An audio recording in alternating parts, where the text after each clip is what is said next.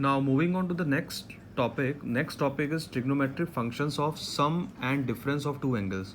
So the today's video will only discuss about sum and the various results obtained from that formula. So the basic result is sine of a plus b. If a and b are two angles, then sine of a plus b, the formula is sine a cos b plus cos a sine b. This is the main result. Its derivation we'll discuss in the live class. So just now you note down the formula sine a plus b as sine a cos b plus cos a sine b. This is the main result. Now based on this result we can derive some more result. If I replace angle b by again a, sine a plus a. So here also in place of b I will write a. Here also in place of b I will write a. So what I will get? Sine a cos a plus cos a sine a. Same thing we are getting. So we can write it as 2 times of sine a cos a. So we get a formula that sine 2a, a plus a will become 2a.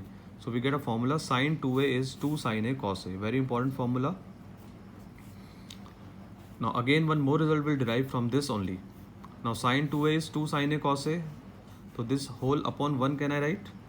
Now this 1 can I write cos square a plus sine square a, because the value of cos square a plus sine square a is 1. Now in this expression, if I divide the numerator and denominator, n and d, numerator and denominator by cos square a, so what I will get? 2 sine a cos a upon cos square a, cos square a upon cos square a, and sine square a upon cos square a. Here one power will cancel out, cos one power will cancel out, sine upon cos is tan a. So what is the numerator now? 2 tan a. Here both the terms will cancel out, so we'll get 1. Sine square a upon cos square a is tan square a. So one more result of sine 2a we get in terms of tan, that is 2 tan a upon 1 plus tan square a. This is also a result. So with the help of this main result, we have got two formulas, sine 2a in terms of sine and cos, sine 2a in terms of tan. Similarly, the next result is cos of a plus b. The formula is cos a cos b minus sine a sine b. This is again the main result. Now again if I replace b by a, so what I will get? In place of b I will write a. So I will get cos 2a cos square a minus sine square a. Now in this result, if I want the formula of cos 2a entirely in terms of sine, so what I can do? I can replace this cos square a by 1 minus sine square a. So 1 minus sine square a minus sine square a, that means 1 minus 2 sine square a. Now if I want the formula entirely in terms of cos, so what I will do in the main result, this result, I will replace sine square a by 1 minus cos square a. So we'll get the formula cos 2a as 2 cos square a minus 1.